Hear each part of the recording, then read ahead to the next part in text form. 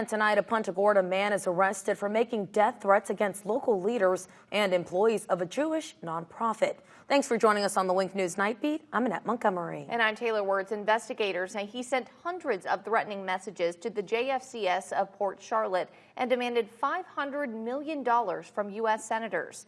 Wink News reporter Amy Gallo is live at the Charlotte County Sheriff's Office. Amy, you've been looking into this all day. What type of threats is he accused of making?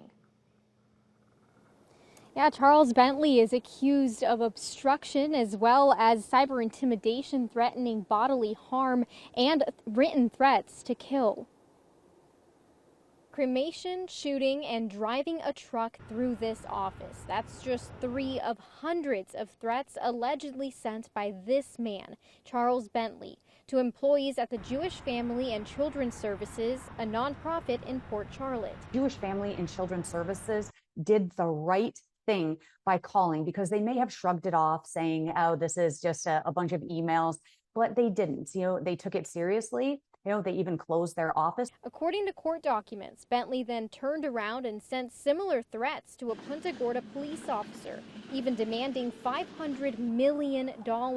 And 2 other big names got those messages too. On top of that, you have threats that he sent to U.S. Senators Rick Scott and Marco Rubio, which now elevates this case to a federal jurisdiction. And while Bentley already faces charges in Charlotte County, Wink News safety and security expert and former police chief Kristen Zeman explains those last 2 could put him in even hotter water. He may face additional federal charges as well for using interstate communications, which means it goes across jurisdictional lines. And then, of course, on top of that, you have potential hate crime. Then there's his actions. His explicit threats to harm individuals, and his obstructive behavior during his arrest solidify the case for both state and federal charges. But Zeman also points out there could be another issue at play. His irrational demands, his escalating language, the voluminous amount of messages that were sent to these entities, they do point to an underlying mental health issue, which may become a factor during prosecution.